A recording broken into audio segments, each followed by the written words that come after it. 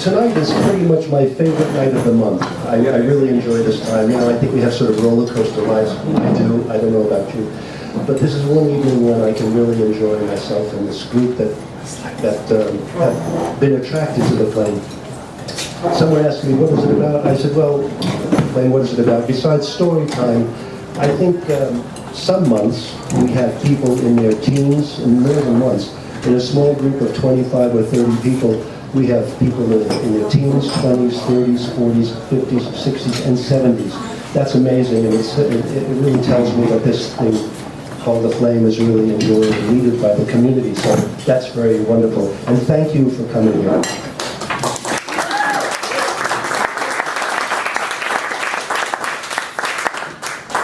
Tonight we have, let's see, the theme, it's a little over 2 years, I think, that we're doing this now. This is Flame number 20, we take some months off. And let's see, the theme tonight is, before I announce it, I have to tell you, there are some people who have a problem with what I call beep words. Those are the words that are beeped out on television and, I guess, radio too. So if there are any of you in the audience that have problems with beep words, please now, I'm going to say a bad word. I'm giving you full warning now. Please, cover your precious ears. 3, 2, 1. The theme tonight is, what the fuck just happened? Excuse me. News stories that make us scratch our head, like, what was that you just went down?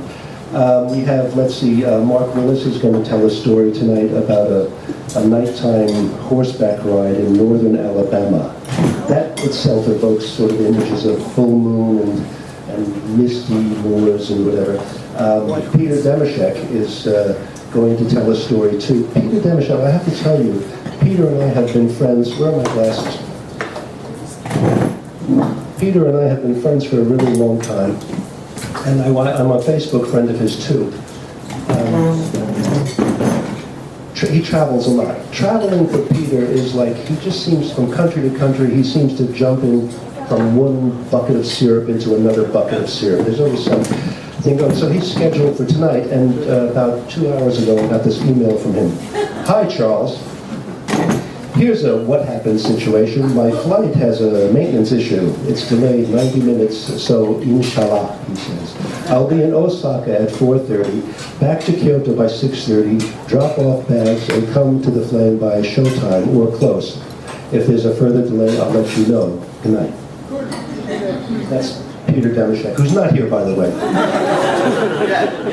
Yeah, he's coming. We also have Phil Norton, who is going to set us straight about how the world really works. Phil, you ready? You're going to set us all straight on that? Good. ThePreacherManSays.com. Please look him up on the internet. And there's also a threat by a guy who claims to be too tall. He said if the spirit moves him and everything is right, he will also, he will also tell the story. So we hope that will happen during the open mic session, and also whoever else wants to tell the story. I have a story tonight, and it's called Pea Soup. And here it goes. I got to change hats. In 1971, I went to Bali. Bali at the time, at least Kuta Beach, was the main drag in Kuta was a dirt road and no electricity. And there I met more travelers than I did tourists. A tourist, by definition, is someone who holds a return ticket in their hand and they have a job waiting back home. A traveler never buys a round-trip ticket. One of the travelers I met was named Mike. Mike had lived on Kuta Beach for a few years, and he knew the lay of the land, and he became my friend and also my Bali senpai. Mike had a voracious appetite. Mike would always bite off more than he could chew. He would somehow miraculously chew it, swallow it, and then come back for a second helping. Can I have some more? During durian season, for example, Mike would get on his scooter and drive through the side roads up in the mountains and look for that mythical treasure trove of perfect fruits. If he found one, he could eat 8 or 10 durian in a sitting by himself. That's no exaggeration. He was the same when he fasted. He fasted, yeah, you're big. He fasted often and fast. He could eat. He could, in 3 days during the fast, he could eat more nothing than anyone I've ever met in my life. He was always the aggressor and everything. He just gobbled up life. When he ran on the beach, he would put his right foot before him, and he would grab onto the sand, and he would push that behind him, move his body up that much, and then he would reach forward with his left foot and grab the ground and push that behind him, and move forward again that much. And he would repeat that process very rapidly, so most people saw Mike running along the beach. But I saw someone who was consuming the space between where he was and where he wanted to get. So that was Mike the person, voracious. Mike the legend, he also became a legend. One day on Kuta Beach there was a rip current or rip tide. That's when waves and wind blow water up and it collects on the beach towards the shore. And when it reaches critical mass, it rushes out to the sea, usually finding the path of least resistance, which is a low dip in the sandbar. This day, several people were swept out to sea. Mike was on the beach with his brother, who they both grew up in Hawaii, and they were both really terrific ocean swimmers.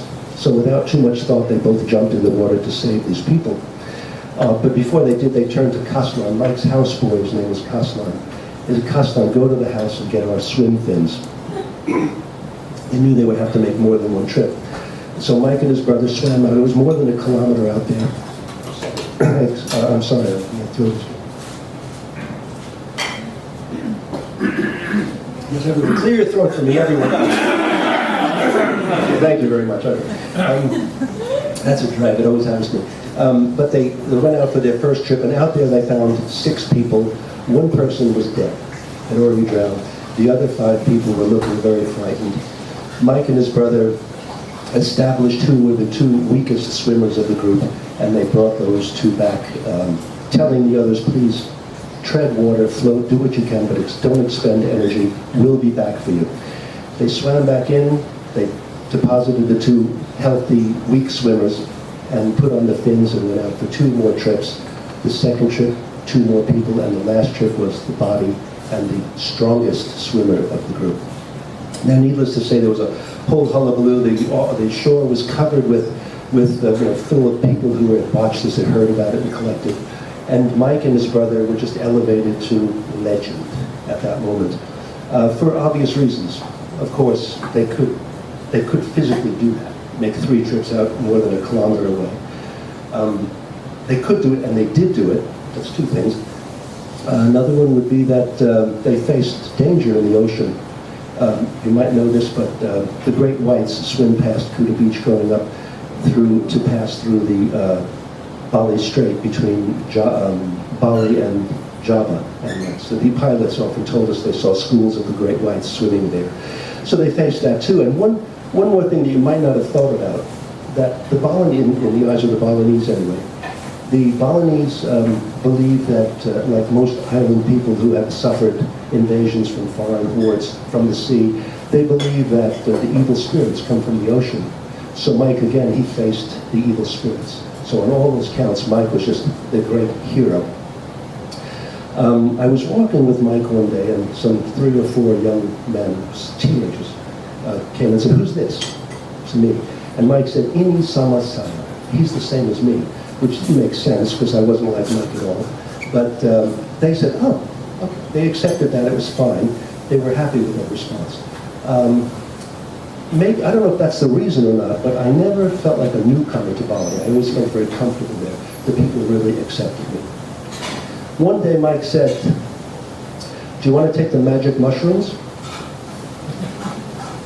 Now, I'd heard about the magic mushrooms. Anybody? If you've heard about the magic mushrooms. I'd heard about the magic mushrooms. I was interested in the magic mushrooms, but nevertheless, being confronted with the question, do you want to take the magic mushrooms, I had to give some thought to this. Now, there's one other thing that's significant about the year being 1971. I was in my early 20s, when you might know this, but when one's frontal lobe is not totally formed, and it's not completely connected to the rest of your brain. So making a rational decision, using, depending on common sense to make a decision, is sort of like reaching into a pillowcase of Chinese fortune cookies, to try to find the answer to a question. Not very dependable. And you pull out the cookie and it says, next Thursday is a good day for romance at the office. Look sexy. All right, Mike, I'll take the mushrooms. So I did. I took the mushrooms with Mike, and let me see, about the mushrooms. Some people here might have had this experience. When you take the mushrooms, you are thrown into the waters that the mystic swims in. You have not earned a place in those waters, you're thrown in there, courtesy of the magic mushrooms. If you swim, if you float, you are in for the most spectacular, unbelievable, wonderful experience of your life. The colors, the spectrum of colors just explodes, and you see colors beyond what you can imagine. Sights, sounds, the foliage, whatever, it's all beyond what you can, it's unimaginable, so I will stop trying to explain it to you.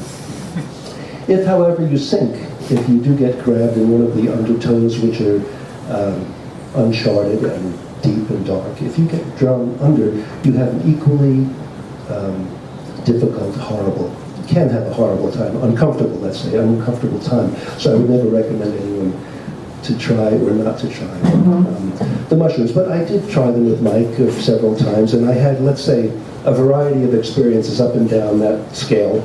But one day I came to the point where I said, Mike, when you've had enough, you've had enough. I don't know if you've ever come to that. I think, did Caligula say that? Was that his? No, Benjamin Franklin maybe, I'm not sure. But I said, Mike, I'm good. That's it for me, I'm okay. But Mike, I told you about his personality before. Mike was not like that. Mike said, no, I have to test my tolerance level with the mushrooms. And he did. Every day he would take more and more, a little bit more added each day. Very not nice tasting stuff.